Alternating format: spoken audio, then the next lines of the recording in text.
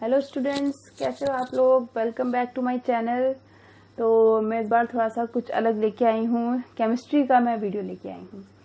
ये केमिस्ट्री का ये सिर्फ यहाँ पर मैं आपको सिलेबस एनालिसिस करा रही हूँ, कुछ पढ़ा नहीं रही हूँ। ये उन बच्चों के लिए है जो बिल्कुल शुरू से केमिस्ट्री पढ़ रहे हैं, मतलब जिनके लिए बिल्कुल न्यू है कि क्लास 12 की बुक खोलेंगे हमें तो हमें क्या मिलेगा, कैसा मिलेगा। उन बच्चों के लिए है जो बिल्कुल न्यू है, ठीक है। और वो बोर्ड एग्जाम्स की प्रिपरेशन कर रहे हैं और एनसीईआरटी बुक से पढ़ रहे हैं, या वो किसी स्टेट बोर्ड से हैं, या वो सीबीएसई के स्टूडेंट्स हैं। तो ये उन लोगों के लिए मैंने स्पेशली वीडियो बनाया है, जिससे कि उनको अपना सिलेबस की समझ हो कि उनको थ्रू आउट द ईयर जो है उनको किस तरह की स्ट्रैटेजी बनानी है। अगर मार्च में आपके एग्जाम्स होते हैं तो आपको अप्रैल ऑनवर्ड्स किस तरह से तैयारी करनी है। अप्रैल, मई, जून, जुलाई, अगस्त, इस तरह से आपको अपना टाइम टेबल सेट करना है और कौन से चैप्टर कब किस तरह से करने हैं, और केमिस्ट्री को हम किस तरह से पूरे year through out the year हम डिवाइड करेंगे, ठीक है। तो इस तरह से आपको थोड़ा सा इसमें सीखना है। तो ये उन स्टूडेंट्स के लिए है। तो अगर आप इंटरेस्टेड हैं ये सब जानने के लिए तो आप मेरे वीडियो को कंटिन्यू करिए और देखते रहिए, ठीक है। तो केमिस्ट्री में आपको मैं बता दूं कि जो केमिस्ट्री होती है वो 3 पार्ट में डिवाइड होती है ब्रॉडली, जिसमें फिजिकल केमिस्ट्री है, इनऑर्गेनिक केमिस्ट्री है, ऑर्गेनिक केमिस्ट्री है। तो रसायन विज्ञान क्या होता है। रसायन विज्ञान की वह शाखा होती है, साइंस की वो ब्रांच होती है जिसमें हम पदार्थों के संगठन, उनके कंपोजिशन, उनके स्ट्रक्चर, उनके क्या उनकी प्रॉपर्टीज हैं और रासायनिक प्रतिक्रियाओं के दौरान जो परिवर्तन होते हैं उनको अध्ययन करते हैं। फिजिक्स केमिस्ट्री में यही अंतर होता है। फिजिक्स में हम किसी फिजिकल अपीयरेंस को देख के हम आइडिया लगाते हैं, इसकी लेंथ को, इसकी हाइट के, इसके टेम्परेचर को। और केमिस्ट्री में वो बना कैसे है कि कौन सा मटेरियल यूज हो रहा है। अगर मैं कपड़ा मार्केट से लेने जा रही हूँ तो ये कपड़े की लेंथ क्या है इसकी, ठीक है, कितना मेजरमेंट चाहिए, या इतने मेजरमेंट से कितने हमारे पीसेस निकल जाएंगे जो भी हम फैब्रिक लेके आ रहे हैं। केमिस्ट्री बताएगी कि भाई इसका मटेरियल कैसा है कपड़े का, ठीक है। तो दिस इज द केमिस्ट्री। और बायो तो आपको पता ही है कि ये हमें कहाँ से मिला, जो हम ये जो लेके आए हैं ये किस पौधे से मिला है, ये जो भी मटेरियल हम लेके आए हैं कोई प्लांट का है या किसका है। तो सब साइंस की अलग अलग ब्रांचेस हैं। तो केमिस्ट्री में हम उनके एक उसकी संरचना, उसके संगठन, उसके गुणों के बारे में और केमिकली जो वो रिएक्ट करता है, प्रतिक्रिया करता है, उनके बारे में स्टडी करते हैं। तो उसके 3 अब इसके पार्ट हो गए, फिजिकल केमिस्ट्री, इनऑर्गेनिक केमिस्ट्री और ऑर्गेनिक केमिस्ट्री। तो हम किसके बारे में क्या पढ़ते हैं ये देख लेते हैं। जैसे फिजिकल केमिस्ट्री के बारे में हम क्या पढ़ते हैं, तो केमिस्ट्री में ही कुछ भौतिक अवधारणाएं होती हैं, उनको हम पढ़ते हैं। जैसे कि आपने 11th में पढ़ा था बॉयल्स लॉ, चार्ल्स लॉ, आदर्श गैस समीकरण, ये सारी चीजें पढ़ी थी। तो वो सारा फिजिकल केमिस्ट्री का पार्ट था। जैसे कि द्रव की अविनाशिता का नियम हमने पढ़ा था कि न द्रव को उत्पन्न किया जा सकता है, न नष्ट किया जा सकता है, इस तरह से पढ़ा था हमने। वॉन्ट हॉफ, ऑस्टवर्ड, अरेनियस, गुणित अनुपात का नियम, एवोगैड्रो नियम, परमाणु भार, अणुभार निकालने की विधि, इसको आप बोल सकते हो कि थोड़ा सा न्यूमेरिकल पार्ट जो भी आपको दिखे, तो सारे के सारे वो क्या थे, फिजिकल केमिस्ट्री के ही पार्ट थे। इसमें राउल्ट का वाष्पदाब नियम, परासरण दाब, ऊष्मा गति की जो आप पूरी पढ़ते हो, थर्मोडायनेमिक्स जो पढ़ते हो आप, थर्मोडायनेमिक्स में फिजिक्स में भी पढ़ते हो, केमिस्ट्री में पढ़ते हो, है ना। ठोस अवस्था केमिस्ट्री का पहला ही चैप्टर है आपका, सॉलिड, ठीक है। इसके बारे में, सॉलिड स्टेट के बारे में पढ़ते हो, लैटिसेस के बारे में पढ़ते हो। तो ये सारा का सारा फिजिकल केमिस्ट्री का पार्ट है। ओके, चलो आगे बढ़ते हैं। अब आता है आपका इनऑर्गेनिक केमिस्ट्री, कार्बनिक रसायन। इसमें क्या होता है, इसमें आप जो कार्बन से बने यौगिक होते हैं ना उनको छोड़ दो। यहाँ पर दोनों में बेसिकली कार्बनिक और अकार्बनिक में हम यौगिक के बारे में पढ़ते हैं, उनकी प्रॉपर्टीज, वो बनते कैसे हैं, उनके आपस में बॉन्ड के बारे में पढ़ते हैं। बट कार्बनिक में हम टोटली कार्बन से बने हुए, हाइड्रोजन से बने हुए यौगिकों की बात करते हैं। यहाँ पर उसके अलावा जो है उनकी बात करते हैं। जैसे कि धातु के बारे में पढ़ते हैं हम। यहाँ पर हम ऑक्साइड, हाइड्रोक्साइड, सिंपल सी बात है। जहाँ आप आवर्त सारणी पढ़ रहे हो ना, वो सारा का सारा इनऑर्गेनिक केमिस्ट्री का पार्ट है, ठीक है। यहाँ पर रिडॉक्स रिएक्शन, ऑक्सीकरण, अपचयन, ये सब चीजें पढ़ते हो आप। और कार्बनिक रसायन में और आपको समझना है, आइडिया लगाना है कि कहाँ हमने 11th में पढ़ी कार्बनिक रसायन। तो आपने पढ़ी है जहाँ पर आपने समावयता पढ़ी थी, आपने IUPAC नेम पढ़े थे, क्लासिफिकेशन पढ़ा था, फंक्शनल ग्रुप पढ़े थे, है ना। और कार्बनिक रसायन का संबंध जो है कार्बन और हाइड्रोजन के परमाणु से होता है, ये तो हम बात कर चुके हैं। तो जो भी आपने 11th क्लास में थोड़ा बहुत पढ़ के आए थे आप, वो सब चीज़ें एक्चुअली क्या होता है 11th में हम पढ़ लेते हैं, बट इतना डीपली तो पढ़ते नहीं है, बस ऊपर ऊपर से पढ़ते चले जाते हैं। ट्वेल्थ में आके थोड़ी दिक्कत आती है, क्योंकि जो 11th जो हमने गलतियाँ करी होती हैं वो 12th में सामने आ जाती हैं, है ना। तो थोड़ा सा आप अभी फील करते हुए चलिए कि आप कौन सी केमिस्ट्री पढ़ रहे हैं और कौन सी पढ़ चुके थे पहले से, ठीक है। तो इस तरह से केमिस्ट्री 3 पार्ट में डिवाइड हो गई है। अब देखते हैं 12th में जो चैप्टर्स हैं, हमें अकार्बनिक के कितने चैप्टर मिले हैं, कार्बनिक के कितने मिले हैं और फिजिकल के कितने मिले हैं। तो मेन मोटिव मेरा यही है। जैसे कि मैं बात करूँ फिजिकल केमिस्ट्री में, हमारे पास जो चैप्टर हैं फिजिकल केमिस्ट्री में, चैप्टर 1 से लेकर चैप्टर 5 तक फिजिकल केमिस्ट्री है। तो आपको बिल्कुल रट जानी चाहिए कि 1 to 5 जो हमारे पास चैप्टर हैं वो कौन कौन से हैं, ठीक है। ठोस अवस्था है, विलयन है, ठीक है, और आपके पास सरफेस केमिस्ट्री भी आएगी 5वें चैप्टर जिसमें आप बोलते हो। इसमें आपके पास वो भी है केमिकल काइनेटिक्स भी है यहाँ पर, ठीक है।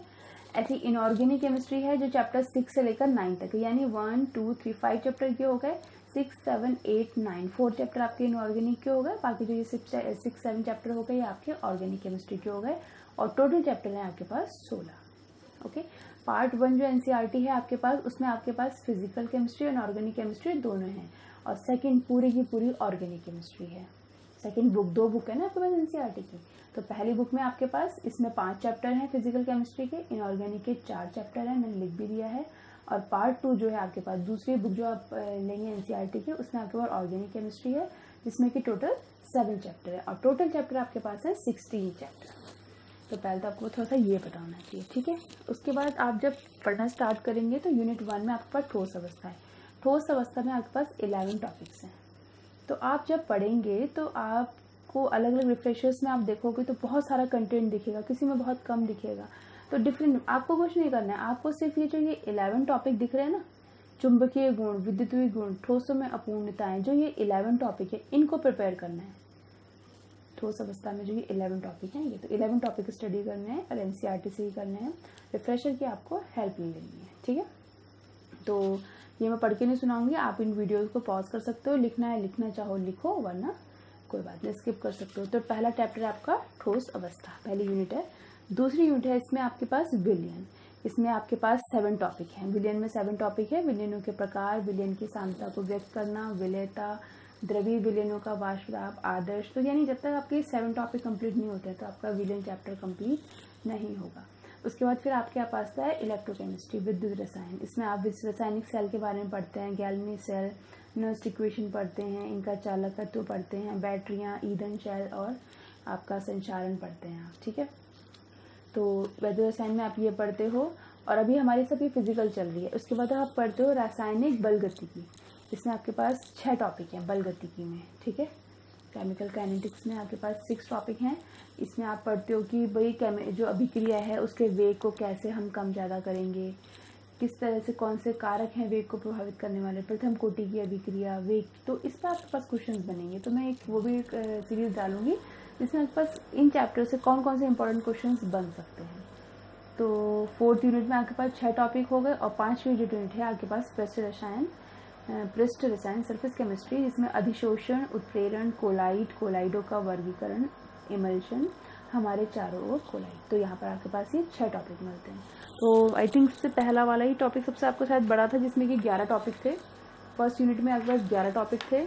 इसके बाद 7 यूनिट है, 7 टॉपिक हैं। यहाँ पर आपके पास 8 टॉपिक हैं, यहाँ पे 6 एंड यहाँ पर 6। तो यहाँ तक आपकी फिजिकल केमिस्ट्री खत्म हो जाती है, यानी शुरू के जो 5 टॉपिक हैं ये आपके फिजिकल केमिस्ट्री के हैं, ठीक है। चलो अब आ जाते हैं इनऑर्गेनिक केमिस्ट्री में। इनऑर्गेनिक केमिस्ट्री आपके पास 19 मार्क्स की है। मैं ये भी बता दूं, आपके पास जो फिजिकल केमिस्ट्री थी वो आपकी 23 मार्क्स की थी, ये लास्ट में मैं आपको बता दूंगी। और इनऑर्गेनिक केमिस्ट्री आपके पास 19 मार्क्स की। तो इसमें हम यहाँ पर करेंगे यूनिट 6 से स्टार्ट हो जाएगी आपकी इनऑर्गेनिक केमिस्ट्री। यहाँ पर है तत्वों के निष्कर्षण के सिद्धांत एवं प्रक्रिया। मतलब आप पीरियोडिक टेबल पढ़ते हो, मतलब वो जो आवर्त सारणी है, हाँ पीरियोडिक टेबल है, उसको पढ़ते हो। तो वो अपने यहाँ पर एलिमेंट्स देखते हो, आप वहाँ आयरन देखते हो, वहाँ पर आप लेड देखते हो, वहाँ सिल्वर देखते हो।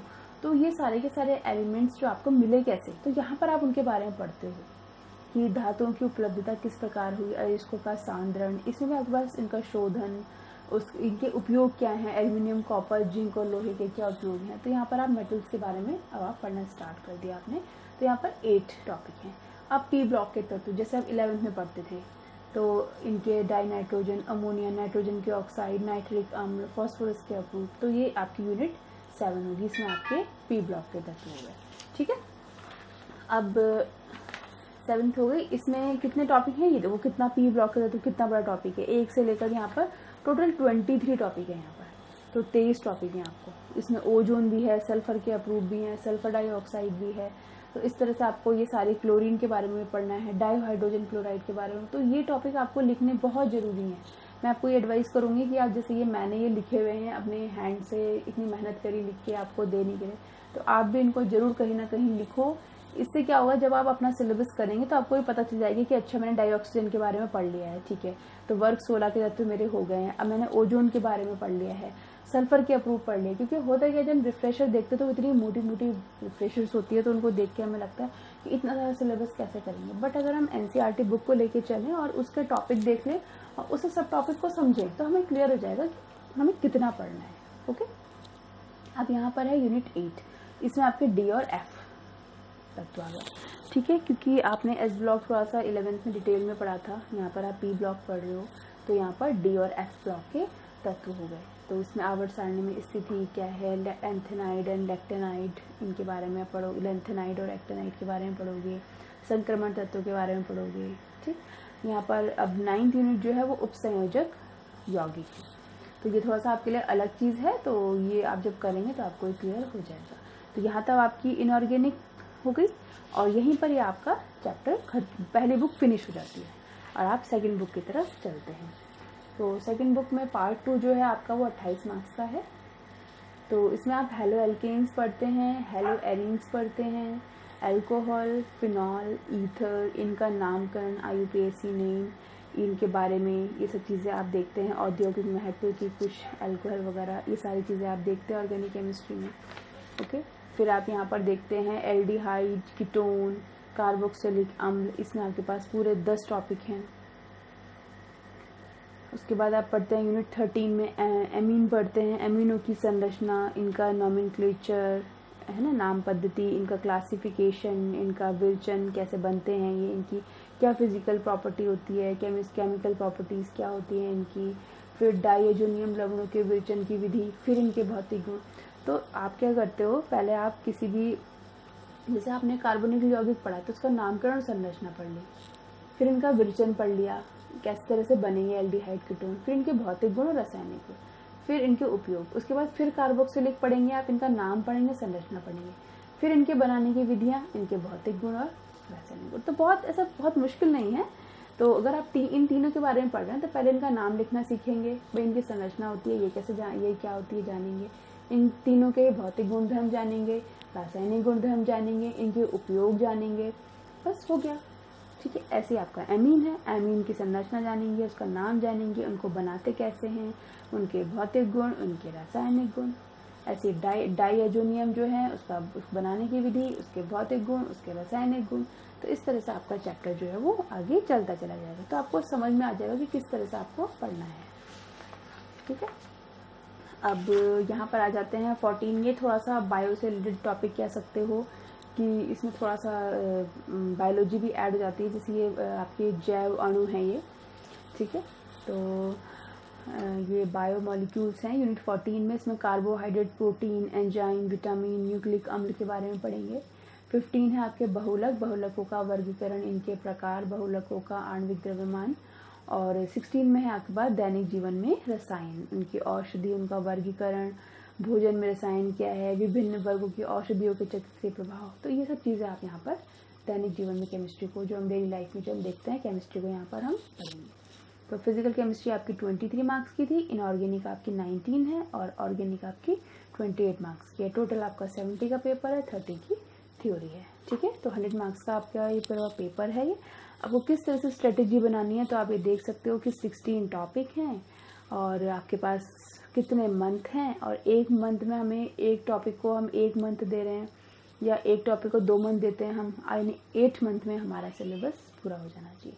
ठीक है, तो इस तरह से आप अपनी स्पीड के अकॉर्डिंग, अपने टाइम के अकॉर्डिंग आप इस तरह से स्ट्रेटेजी बनाइए और ये बिल्कुल डिसाइड कर लीजिए कि हमको इस तरह से पढ़ना है और एनसीईआरटी को बिल्कुल स्ट्रिक्टली फॉलो करते हुए पढ़ना है और साइड बुक की हेल्प लेकर। ओके, तो आई होप आपको ये मेरा समझ में आया होगा। अगर आपको इस तरह के वीडियोस चाहिए इसके टॉपिक रिलेटेड, तो आप मुझे कमेंट करिए, मैं आपको इससे रिलेटेड इन टॉपिक्स को क्लियर करने के लिए वीडियोस भी और बना दूँगी। ठीक है, तो थैंक्स फॉर वॉचिंग।